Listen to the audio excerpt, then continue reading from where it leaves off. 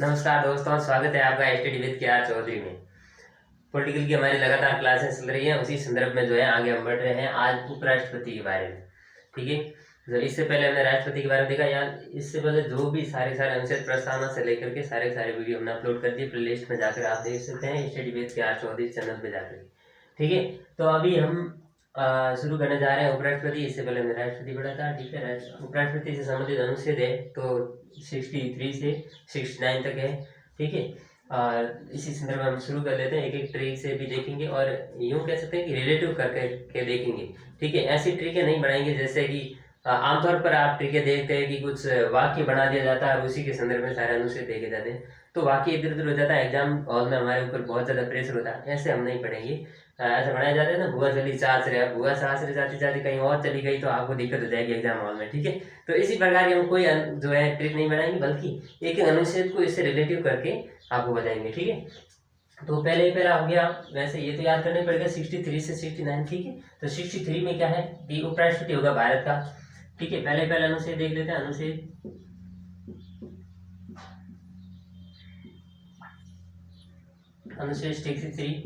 63 में क्या है कि भारत का एक उपराष्ट्रपति होगा। भारत का एक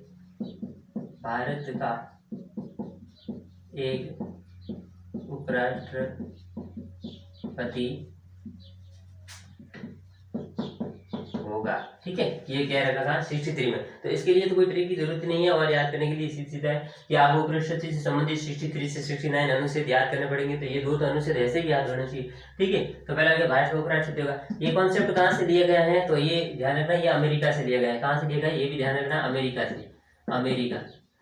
अमेरिका ठीक है, यूएसए से, यूनाइटेड स्टेट ऑफ अमेरिका। ठीक है, यूएसए से लिया गया कॉन्सेप्ट है। ठीक है, इसके अलावा अगर लास्ट वाला अनुच्छेद के मैं यहाँ थोड़ा सा हिंट देता हूँ कि लास्ट वाला है वो भी ऐसे याद करना है, शपथ से संबंधित है।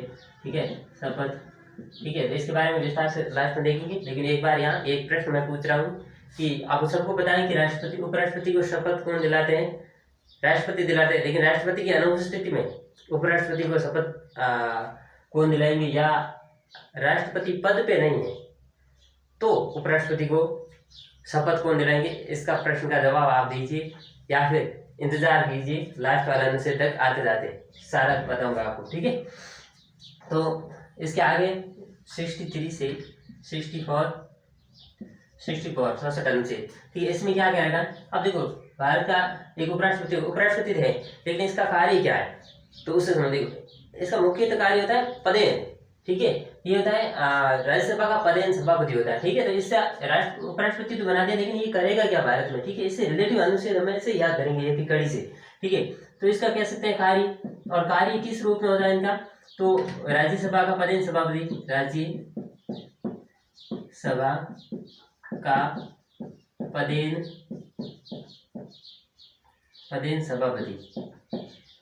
सभापति। ठीक है, एक बार अनुच्छेद लिख देते हैं, फिर एक के बारे में क्या क्या विस्तार से होगा वो हम देखेंगे।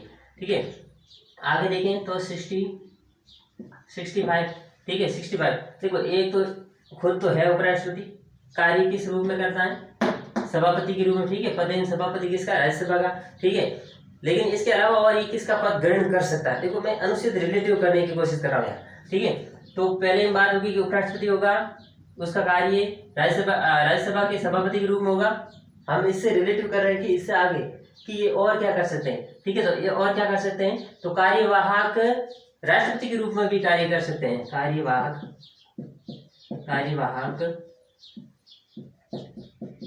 राष्ट्रपति। ठीक है, कार्यवाहक राष्ट्रपति के रूप में कार्य कर सकते हैं। ठीक है, तो यानी कि कह सकते हैं कि राष्ट्रपति का कार्य भी संभाल सकते हैं अगर राष्ट्रपति का पद एकदम रिक्त हो गया है तो उसके संदर्भ में। ठीक है, या राष्ट्रपति अनुपस्थिति की स्थिति में है। ठीक है, उस संदर्भ में इसके बारे में भी हम विस्तार से अध्ययन करेंगे, लेकिन एक बार आगे बढ़ जाते हैं। ठीक है, इसके बाद में 66। ठीक है, 66 में क्या है तो निर्वाचन और योग्यता। अब देखो, इसमें हम याद करेंगे 66 को याद कैसे करेंगे? योग्यता, उपराष्ट्रपति की योग्यता क्या चाहिए? 6/6 चाहिए। ठीक है, नजर कहता है ना 6/6, तो ऐसे याद करें 66। ठीक है, 66। ठीक है, योग्यता या निर्वाचन मंडल है ना। ठीक है, निर्वाचन एवं योग्यता नहीं, इसके निर्वाचन से संबंधित और योग्यता से संबंधित। ठीक है, इसके आगे यानी ये याद करने का एक तरीका है, ठीक है। आगे है 67, ठीक है। तो ये इसमें हमने निर्वाचित तो कर दिया, लेकिन ये निर्वाचित कब तक रहेगा, यानी क्या कह सकते हैं, कार्यकाल। आगे वाला ये यानी एक एक अनुच्छेद को आप जोड़कर याद कीजिए, आगे आगे वाला अपना आप याद आ जाएगा, ठीक है। कार्यकाल, कार्यकाल और कार्यकाल कितना होता है, 5 वर्ष होता है, सभी को पता है 5 वर्ष। लेकिन इससे संदर्भ में और क्या क्या बात है, ये अनुच्छेद 67 बहुत गहरा है, बहुत लंबाई से इसको हम जो है गहरे से अध्ययन करेंगे। लेकिन एक बार आगे बढ़ते हैं, लास्ट वाला 68, ठीक है। तो यानी कि 67 के बाद में कौन सा अनुच्छेद आ गया, 68 में क्या है कि 5 वर्ष, यानी आपने क्या कहा कि 5 वर्ष इसका कार्यकाल होगा, और कार्यकाल पूर्ण होने के बाद या अपन कह सकते हैं या पद रिक्ति के बाद क्या प्रावधान होंगे, राष्ट्रपति उपराष्ट्रपति के पद रिक्ति के बाद में क्या क्या स्थिति होगी, वो इसमें उससे संबंधित है 68 में। यानी पद रिक्ति की स्थिति में, रिक्ति की स्थिति, इससे संबंधित क्या क्या प्रावधान है अभी हम देखेंगे, ठीक है। एक बार आगे बढ़ते हैं। इससे जोड़ा हमने कि कार्यकाल हो गया पूरा, या उसको हटा दिया गया है, कुछ भी कर दिया तो पद रिक्त हो गया। पद रिक्त की स्थिति में अब हम क्या करेंगे उसके संदर्भ में 68 में, ठीक है। आगे आ गया 69, इसमें क्या है, तो अभी मैंने बता ही दिया था क्या है, शपथ है। लास्ट वाले में क्या है, शपथ, ठीक है। तो शपथ से संबंधित, तो ये तो हो गया अनुच्छेद, ज्यादा अनुच्छेद नहीं, बहुत कम है, तो आसानी से याद कर सकते हैं, एक दूसरे को रिलेटिव करनी। एक बार मैं दोबारा बता देता हूँ, फिर अपन इसको विस्तार से पढ़ेंगे। यानी अपन कहते हैं कि उपराष्ट्रपति से संबंधित जो है अनुच्छेद कौन सा है, 63 से 69। तो ये दो तो ऐसे भी याद होना चाहिए कि उपराष्ट्रपति होगा भारत का, वो कहाँ क्या रहेगा, 63 में, ठीक है। और उस लास्ट वाले में क्या दे रखा है, शपथ, ये दो तो याद रखेंगे। फिर इसको जोड़ेंगे 63, यानी उपराष्ट्रपति होगा, उसका कार्य क्या होगा, तो कार्य आगे वाले अनुच्छेद में कार्य बता दिया, और कार्य बता दिया तो कार्य एक तो करेगा ये राज्यसभा का सभापति के रूप में, और क्या किसका पद ये संभाल सकते हैं, तो और ये राष्ट्रपति का कार्यवाहक पद, यानी कार्यवाहक राष्ट्रपति बन सकते, राष्ट्रपति का पद संभाल सकते हैं, ठीक है। इससे जुड़ता हुआ आगे 66 में निर्वाचन और योग्यता संबंधी, हमने कहा योग्यता कैसी होनी चाहिए, 66 की होनी चाहिए, मेरी तरह लगवा नहीं होना चाहिए, ठीक है। और आगे है 67 में क्या देगा, कार्यकाल देगा, ठीक है। कार्यकाल कितना है, 5 वर्ष, ठीक है। आगे वाला कार्यकाल मान लो पूरा हो गया या कुछ भी पद रिक्त हो गया, कार्यकाल पूर्ण होने के बाद में पद रिक्त हो गया, तो पद रिक्ति से संबंधित क्या क्या स्थिति है उसके बारे में देगा 68 में। इससे आगे वाला शपथ वाला अभी हमने बता दिया। तो ये तो हो गया अनुच्छेद, लेकिन इसके बाद हम एक एक के बारे में बात कर लेते हैं, ठीक है। उपसभापति जो राष्ट्रपति, अब देखो राज्यसभा का या तो इसमें इतना ही लाइन लिखा है कि वो उपराष्ट्रपति होगा, ठीक है, 63 में। अब 64 में एक बार जो है इसको विस्तार से देख लेते हैं कि उपराष्ट्रपति है वो किस रूप में कार्य करते हैं। हमने कहा कि राज्यसभा के सभापति के पदेन सभापति, ठीक है। अब हम कह सकते राज्यसभा के पदेन सभापति। अब ये पहली बात, ये पदेन क्यों कहते हैं, पदेन इसलिए कहते हैं कि ये इनका पद तो क्या है, उपराष्ट्रपति का, लेकिन ये किस पद पर कार्य करते हैं, कार्य किस पद के रूप में करते हैं, तो राज्यसभा के सभापति के रूप में कार्य करते हैं, इसलिए इसको क्या कहते हैं, पदेन सभापति कहा गया है, ठीक है। पहली बात तो ये क्लियर होगी। दूसरी बात ये है कि जो है ये यहाँ पर रहते हुए पदेन सभापति के रूप में रहते हुए एक इनकी इंपॉर्टेंट बात ये आती है कि ये राज्यसभा के सदस्य तो होते नहीं है, फिर भी ये राज्यसभा में जो है वोट देने का कार्य, आपको पता है कि वो प्रस्ताव लाया जाता है और प्रस्ताव पर मत दिए जाते हैं, ठीक है, उनके सदस्य के द्वारा, जिस सदन में लाया जाता है उस सदन के सदस्यों के द्वारा दिए जाते हैं। लेकिन राज्यसभा का ही एकमात्र एक ऐसा व्यक्ति है जो राज्यसभा का सदस्य नहीं है, उपराष्ट्रपति, फिर भी निर्णायक मत दे सकता है। निर्णायक मत क्या होता है, निर्णायक मत ऐसे होता है जैसे कोई प्रस्ताव लाया गया, उसमें मान लो बराबर के मत आ गए, तो उस समय क्या करता है, जो भी सभापति होता है, अध्यक्ष होता है, वो निर्णय लेने के लिए एक मत देता है। जिस ये तो है मान लो पक्ष में और ये विपक्ष में। अब जो अध्यक्ष है उसके हाथ में आ गया है, वो अगर विपक्ष में देगा तो ये खारिज हो जाएगा, अगर पक्ष में देगा तो ये जो है पारित हो जाएगा, ठीक है। इस प्रकार तो निर्णायक मत कौन दे सकते हैं, उपराष्ट्रपति दे सकते हैं। ये राज्यसभा के सदस्य नहीं है, ध्यान रखना, ठीक है। फिर भी राज्यसभा के सभापति होने के नाते ये अपना निर्णायक मत दे सकते हैं। ऐसा प्रश्न बन सकता है कि ऐसा कौन सा व्यक्ति है जो उस सदन का सदस्य नहीं होते हुए भी उस सदन में मत दे सकता है। हालांकि इससे संबंधित ऐसे कुछ कंफ्यूजनकारी पॉइंट है, उन पर मैं इससे आगे एक 7-8 प्रश्नों का प्रश्न लेके आऊंगा और उस पर ऐसे बहुत सारे जो है डाउट क्लियर भी हो जाएंगे। ठीक है, तो ये तो हो गया हमारा इससे संबंधित का जो है कार्य से संबंधित। इसके अलावा देखो कार्यवाहक राष्ट्रपति, हमने कहा कि जो है कार्यवाहक राष्ट्रपति के रूप में कौन कार्य करते हैं, किसी कैसी स्थिति में, यानी मान लो हटा दिया गया है, किनको हटा दिया गया, राष्ट्रपति की या तो मृत्यु हो गई या जो भी है, राष्ट्रपति का पद रिक्त हो गया, राष्ट्रपति का पद जो है रिक्त हो गया, तो उसकी जगह उनकी जगह जो है कार्य कौन करेंगे, उपराष्ट्रपति। उपराष्ट्रपति होंगे, वो राष्ट्रपति के रूप में कार्य करें। अब उपराष्ट्रपति नहीं रहे, बल्कि क्या बन गए, राष्ट्रपति बन गए। क्या बन गए, राष्ट्रपति। ठीक है, अब राष्ट्रपति बन गए तो आप भी सोचो, देखो अब इनको जो वेतन मिलने वाला है वो वेतन किस पद का मिलेगा, राष्ट्रपति के पद का मिलेगा या उपराष्ट्रपति के पद का मिलेगा। पहले तो ये तो उपराष्ट्रपति पद का वेतन मिलता ही नहीं, इन्हें तो राज्यसभा के सभापति के रूप में ही वेतन मिलता है। लेकिन यहाँ अगर आ जाए राष्ट्रपति के रूप में ही कार्य करते हैं तो यहाँ राज्यसभा के सभापति के रूप में इनको वेतन नहीं मिलता है। यहाँ पर अगर इन्होंने राष्ट्रपति पद ग्रहण कर लिया है तो इनको राष्ट्रपति का ही वेतन दिया जाएगा, यानी अकॉर्डिंग अनुच्छेद, वैसे यहाँ लिख देता हूँ कि अनुच्छेद 97, ठीक है, 97 में दे रखा है कि जो है इनको सभापति को वेतन के रूप में वेतन की बात कर रखी है, लेकिन इसकी जगह इनको यहाँ से नहीं दे करके जो हमने देखा था राष्ट्रपति के बारे में कि राष्ट्रपति में जो है 59 में हमने देखा था, क्या देखा था, कैसे याद किया था वेतन भत्ते।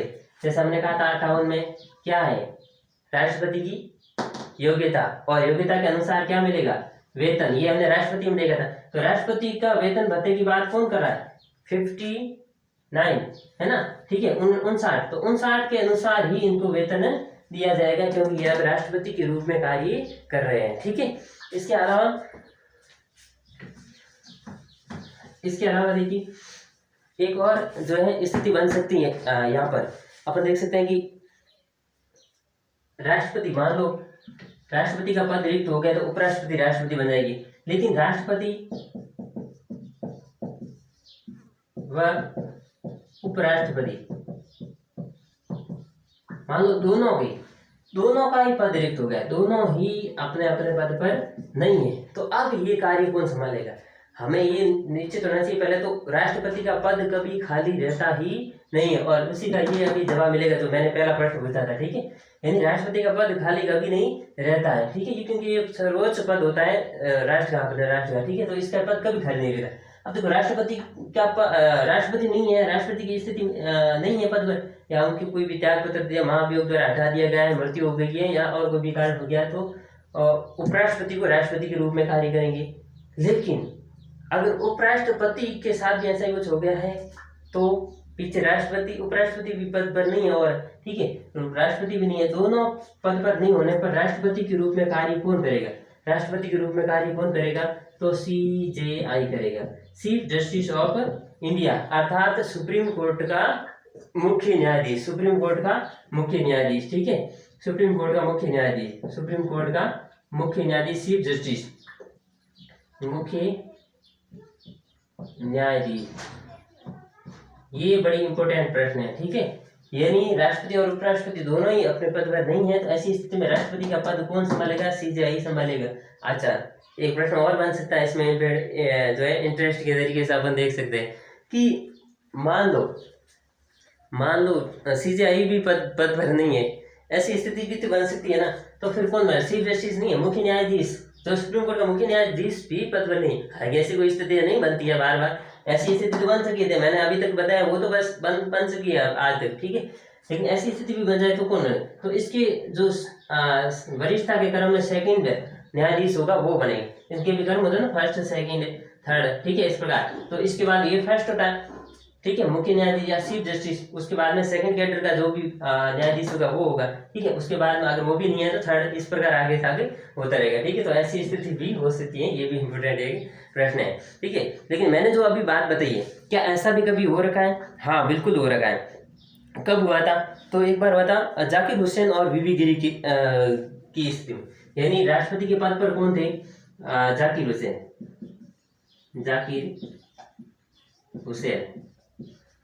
और जाकिर हुसैन का निधन हो गया था, निधन हो गया। कब की बात है ये? 1969 की बात है, ठीक है। 1969 में जाकिर हुसैन राष्ट्रपति के पद पर थे और इनका क्या हो गया? निधन हो गया। तो उस समय की उपराष्ट्रपति वीवी गिरी, कौन थे? वीवी गिरी। वीवी गिरी जो है क्या बन गए? राष्ट्रपति। लेकिन दोबारा राष्ट्रपति के चुनाव होने वाले थे तो इन्होंने क्या किया? त्याग पत्र दे दिया। क्या दे दिया? त्याग पत्र, त्याग पत्र दे दिया। अब क्या हुआ? राष्ट्रपति और उपराष्ट्रपति दोनों ही पोस्ट खाली है, तो अब कौन बनेगा? तो उस समय जो है एम हिदायतुल्लाह, ठीक है, मोहम्मद हिदायतुल्लाह जिसके थे, मोहम्मद हिदायतुल्लाह, ठीक है, मोहम्मद हिदायतुल्लाह है। उन्होंने जो है राष्ट्रपति के रूप में कार्य किया। और ये मोहम्मद हिदायतुल्लाह कौन थे? चीफ जस्टिस ऑफ इंडिया, अर्थात सुप्रीम कोर्ट के मुख्य न्यायाधीश थे। तो मैंने कहा ऐसी स्थिति बन चुकी है। कब बन चुकी है? 69 में। राष्ट्रपति कौन थे? जाकिर हुसैन थे। जाकिर हुसैन साहब की निधन हो गया और तो उसमें वाइस प्रेसिडेंट या कैसे उपराष्ट्रपति कौन थे? वीवी गिरी ने क्या किया? दोबारा जब जो चुनाव नजदीक आए इन्होंने त्याग पत्र दे दिया। आगे इन्होंने राष्ट्रपति का चुनाव भी लड़ा था, ठीक है। इन्होंने त्याग पत्र दिया तो ये भी पद खाली हो गया। दोनों पद खाली होने की स्थिति में जो है सुप्रीम कोर्ट के मुख्य न्यायाधीश को जो है राष्ट्रपति के पद के रूप में राष्ट्रपति के रूप में कार्य इन्होंने किया था, ठीक है। ये कौन कहता है?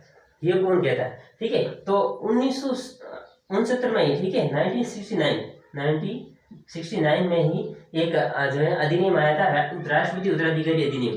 राष्ट्रपति उत्तराधिकारी अधिनियम 1969, ठीक है, 1969। तो ये अधिनियम, इस अधिनियम के तहत ये सारी बातें की गई कि अगर राष्ट्रपति और उपराष्ट्रपति दोनों अपने पद पर नहीं है तो सुप्रीम कोर्ट का मुख्य न्यायाधीश इसके पद पर कार्य कर सकता है। तो ठीक है, ये भी बातें ध्यान रखनी है। इसके अलावा अगर हम बात करेंगे तो आगे बात करेंगे इनके निर्वाचन संबंधित बातें। निर्वाचन और योग्यता, हमने कहा 6 की योग्यता चाहिए। अब देखो योग्यता में पहले देख लेते हैं। तो सभी में जो कॉमन है एक तो, ठीक है, ऊपर लिख देता मैं यहाँ, भारत का नागरिक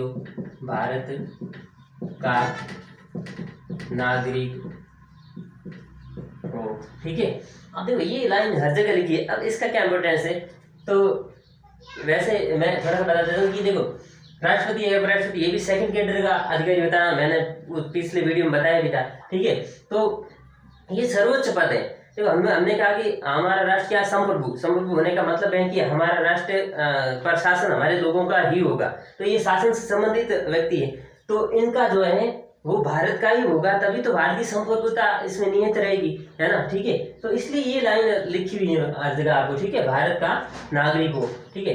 इसके अलावा दूसरी योग्यता है कि वो जो है 35 वर्ष न्यूनतम आयु कितनी हो?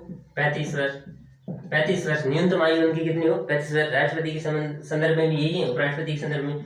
तीसरी बात है पद जो है वो लाभ के पद पर नहीं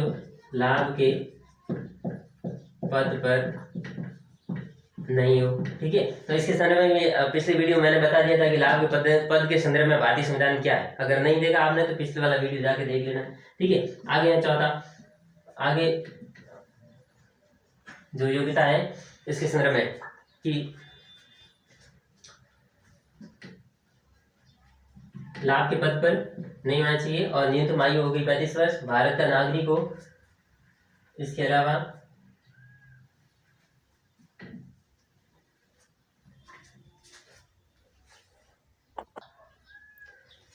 चौथी सबसे इम्पोर्टेंट है वो है कि वो राज्यसभा का सदस्य बनने की योग्यता रखता हो। देखो राज्यसभा का सदस्य बनने की योग्यता रखता हो, ठीक है। इसके अलावा राष्ट्रपति के संदर्भ में क्या था कि वो लोकसभा का सदस्य बनने की योग्यता रखता हो, लेकिन यहाँ पर क्या है, राज्यसभा की, ठीक है, ये ध्यान रखना, राज्यसभा का सदस्य बनने की योग्यता रखता हो, ठीक है। ये शब्द दे रखा है पर्टिकुलर इस अनुच्छेद के अंतर्गत, ठीक है, तो इसको भूलना मत। राज्यसभा का सदस्य नहीं हो, यह भी ध्यान रखना, ऐसा नहीं है कि राज्यसभा के सदस्य हो, नहीं, राज्यसभा के सदस्य बनने की योग्यता रखता हो, ठीक है, ये बात ध्यान रखना। इसके अलावा निर्वाचन से संबंधित, तो निर्वाचन में निर्वाचन मंडल कौन होगा, निर्वाचन मंडल, तो निर्वाचन मंडल में कौन कौन आएंगे, तो ये संसद के सभी सदस्य, संसद के सभी सदस्य, ठीक है, सभी सदस्य। अब देखो सभी सदस्य में क्या आगे, निर्वाचन और मनोनीत दोनों आगे, यहाँ पर वो निर्वाचन मनोनीत वाला कोई झंझट नहीं है, ठीक है, राष्ट्रपति वाला ऐसा नहीं, निर्वाचन जो है मनोनीत नहीं, संसद के जितने भी सदस्य हैं वो भाग ले सकते हैं, लेकिन ध्यान रखना यहाँ विधानसभा का कोई रोल नहीं है, ठीक है। निर्वाचन मंडल में ये आगे, ठीक है, आगे निर्वाचन की पद्धति की बात करें तो वही पद्धति है सेम, क्या है, एकल संक्रमणीय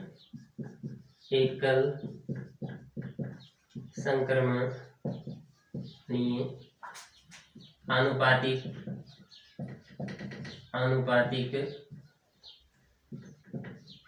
गुप्त मतदान प्रणाली, ठीक है, एकल संक्रमणीय अनुपातिक गुप्त मतदान प्रणाली, इसके बारे में भी हमने पिछली बार राष्ट्रपति के अंतर्गत देखा था, तो ये विस्तार से देख लिया था, और इससे संबंधित भी एक क्वेश्चन लेकर आऊंगा, उसमें देख लेना, आप तीनों की स्थितियां क्लियर हो जाएगी, ठीक है। तो ये एक बार ये ध्यान रखना, यहाँ पर पद्धति के बारे में आपको देखना, पिछले वीडियो में देखिए, एकल संक्रमणीय अनुपातिक गुप्त मतदान प्रणाली, ठीक है, ये तो हो गया पद्धति के अलावा अगर हम इसमें बात करें कि इसमें निर्वाचन है वो कौन कराएगा, तो निर्वाचन आयोग कराएगा,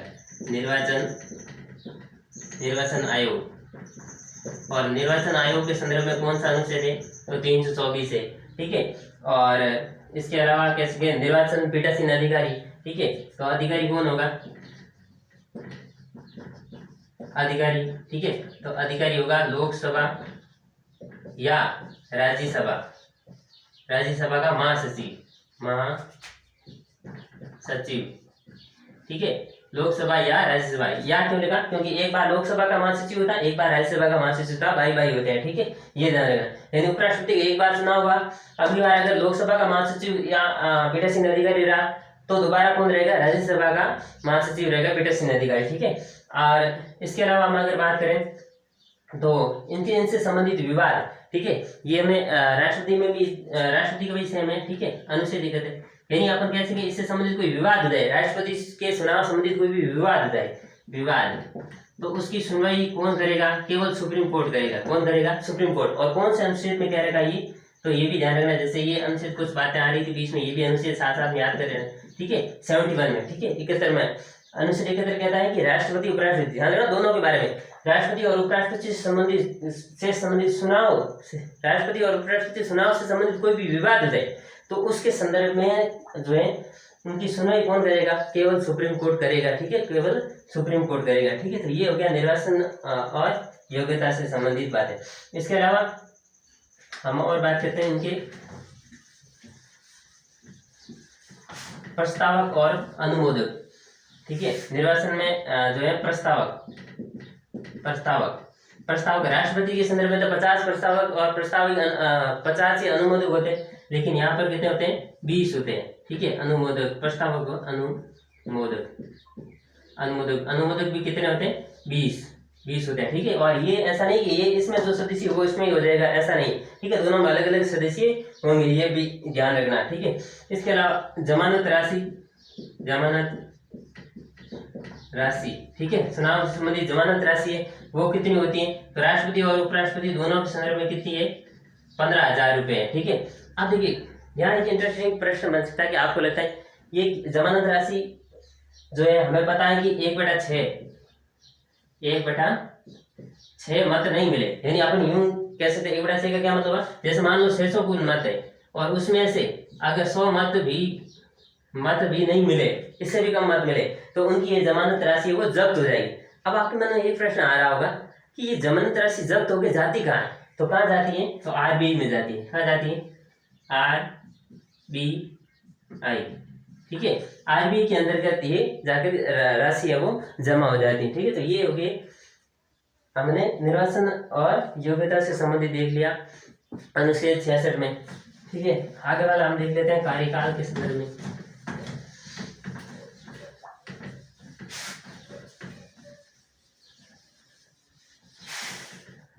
कार्यकाल आपको बताएं कितने वर्ष जो है कितने समय का होता है, ये मैंने लिख भी दिया आगे यहाँ 5 वर्ष। लेकिन अगर 5 वर्ष से पहले इनको अगर हटाना है, पद से हटाना है, ठीक है, पद से हटाना है तो इनके लिए प्रस्ताव कहाँ लाया जाएगा? पहले इनके लिए प्रस्ताव पहले राज्यसभा में लाया जाएगा। ये संविधान में उल्लेख है, राज्यसभा।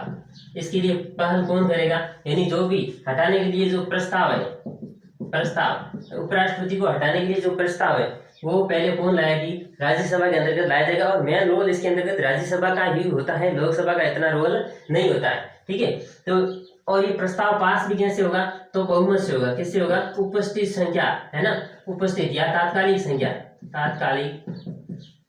तात्कालिक राज्यसभा की जो भी तात्कालिक राज्यसभा के जो भी सदस्य उपस्थित, ऐसा नहीं मान लो 30 सदस्यों का मान लो चुनाव होना है तो उनको साथ में नहीं गिना जाएगा। यानी अपन को पता है कि पूरे 245 सदस्य है, उनमें से मान लो 30 सदस्य उपस्थित नहीं है तो पीछे जो है कितने रहे? 215 रहे। तो 215 से ही आपको जो है उसका ही बहुमत चाहिए। क्या चाहिए? बहुमत। ठीक है, उनके बहुमत के आधार पर ही जो है ये प्रस्ताव पास हो जाएगा।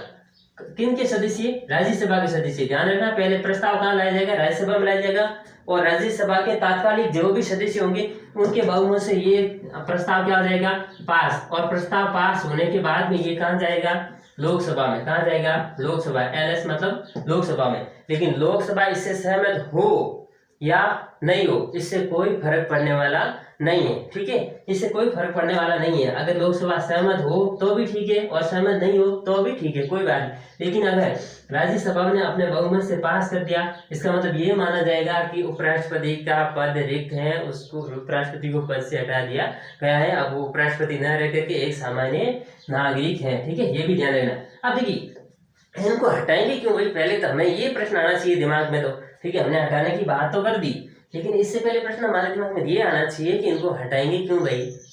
जैसा कि हमने देखा था किसमें? राष्ट्रपति में, कि उनके हटाने का, राष्ट्रपति को हटाने का कारण दे रखा है ना? किसमें देखा? नहीं, हमने उस राष्ट्रपति को किससे हटाते हैं? ठीक है, महाभियोग से।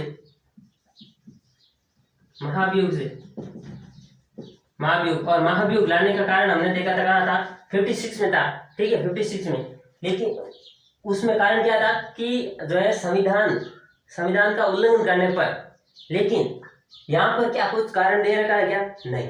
उपराष्ट्रपति को क्यों हटाएंगे इसके संदर्भ में संविधान मौन है। इसके संदर्भ में क्या है? अगर हटाने का कारण है, कारण हमारे संविधान कुछ है क्या? नहीं। संविधान इसके संदर्भ में क्या है? मौन है। ठीक है, ऐसा बहुत सारे ऑप्शन आ सकते हैं कि संविधान का उल्लंघन है, संविधान का पालना नहीं है, लोक कल्याण का कार्य पूर्ण रूप से नहीं कर रहे हैं, ऐसे क्वेश्चन ऑप्शन आ सकते हैं। लेकिन इस संदर्भ में संविधान क्या है? मौन है, ये भी ध्यान रखना। ठीक है, रवि राष्ट्रपति से संदर्भ में साफ साफ लिख रखा है कि संविधान का उल्लंघन होने पर राष्ट्रपति के विरुद्ध महाभियोग लाया जा सकता है। लेकिन उपराष्ट्रपति के विरुद्ध या उपराष्ट्रपति को हटाने के लिए जो प्रस्ताव लाया जाएगा, महाभियोग नहीं शब्द प्रयोग किया जाएगा यहाँ, ये भी ध्यान रखना। हटाने के लिए जो प्रस्ताव लाया जाएगा उसका कारण क्या है? इसके संदर्भ में संविधान क्या है? मौन है। ठीक है, ये भी ध्यान रखने योग्य बातें हैं। ठीक है, इसके अलावा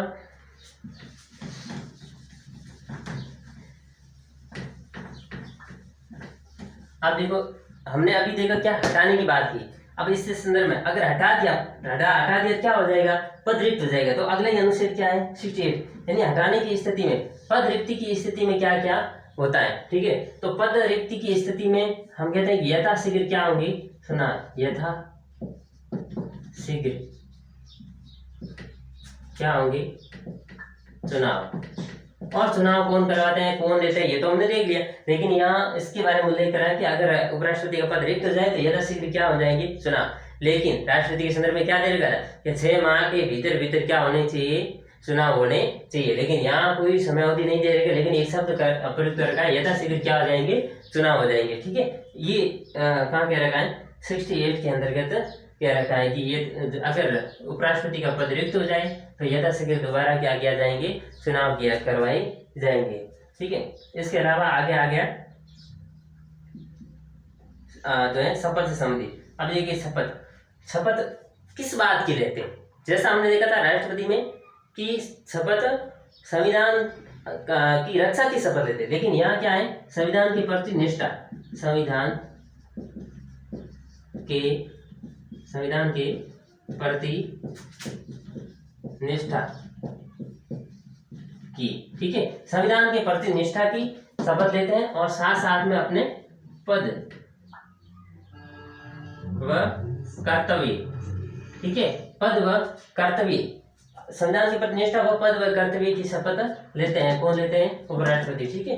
तो ये आ गया हमारे शपथ से संबंधित। अब देखो इनको शपथ दिलाते हैं कौन, शपथ कौन दिलाते हैं, मैंने वो प्रश्न पूछा था, अब याद है, ठीक है, कौन दिलाते हैं? उपराष्ट्रपति, उपराष्ट्रपति या उपराष्ट्रपति या उपराष्ट्रपति द्वारा नामित व्यक्ति, उपराष्ट्रपति द्वारा नामित व्यक्ति, या तो कौन दिलाएंगे? उपराष्ट्रपति, और उपराष्ट्रपति नहीं दिलाएंगे, सॉरी राष्ट्रपति, यानी क्या लिखते हैं? राष्ट्रपति, ठीक है, राष्ट्रपति दिलाएंगे शपथ। और अगर राष्ट्रपति अपने पद पर नहीं है तो राष्ट्रपति द्वारा नामित व्यक्ति किनको दिलाएंगे? उपराष्ट्रपति को शपथ दिलाएंगे। अब मैंने यहाँ प्रश्न पूछा था कि मान लो राष्ट्रपति अपने पद पर नहीं है तो क्या होगा? अब यहाँ दोनों की स्थितियां खाली हो जाती है। क्यों? अगर राष्ट्रपति नहीं है तो राष्ट्रपति नामित किस व्यक्ति को करेगा? मतलब नामित कौन करेगा? ठीक है, राष्ट्रपति नहीं है। लेकिन मैंने इसमें एक लाइन बोली थी, क्या बोली थी? कि राष्ट्रपति का पद है वो कभी रिक्त नहीं होता है, राष्ट्रपति का पद सर्वोच्च पद है और ये कभी खाली नहीं रहता, भरते जा रहे। कैसे? देखो, राष्ट्रपति अगर पद पर नहीं है तो उपराष्ट्रपति जो भी होगा वो फटाक से जाके क्या होगा? पद पर बैठ जाएगा। उपराष्ट्रपति भी अगर पद पे नहीं है तो कौन बैठ जाएगा? सीधा चीफ जस्टिस ऑफ इंडिया अर्थात सुप्रीम कोर्ट का चीफ जस्टिस जाकर के राष्ट्रपति के पद पर बैठ जाएगा। ठीक है, तो ये बात ध्यान रखना, हमेशा राष्ट्रपति का पद जो है भरा रहता है, वो कभी खाली नहीं होता है। ठीक है, तो इसलिए ऐसी कोई प्रश्न ही नहीं बनता है कि राष्ट्रपति का पद खाली होगा तो फिर उपराष्ट्रपति को कौन शपथ दिलाएगा। ठीक है, तो ये इंटरेस्टिंग बात भी थी। ये तो हो गया हमारे उपराष्ट्रपति से संबंधित सारे अनुच्छेद। ठीक है, और इसके बाद में हम राष्ट्रपति और उपराष्ट्रपति के संदर्भ में कुछ इम्पोर्टेंट महत्वपूर्ण क्वेश्चन लेके आएंगे। ज्यादा नहीं होंगे, 7-8 क्वेश्चन होंगे। और इसके बाद में हम जो है अनुच्छेद हमने कहाँ तक देख लिया? 69 तक देख लिया। आगे हम 70 अनुच्छेद यानी अनुच्छेद 70 से आगे जो है बात करेंगे। ठीक है, अगले वीडियो के लिए जो है जल्दी उपलब्ध होगा। ठीक है, thank you for watching this video. और अगर आपको वीडियो पसंद आए और हमारी मेहनत आपको कुछ लगे तो आप प्लीज़ इस वीडियो को शेयर करें, वीडियो को लाइक करें, और जो है इसमें आपको जो कोई डाउट हो तो उसके संदर्भ में कमेंट करें। और मैंने जो मोबाइल नंबर दे रखे हैं उस पर आप अपने डाउट जो है भेज सकते हैं, उस पर आपको सारे डाउट के जवाब दिए जाएंगे। ठीक है, thank you for watching this video.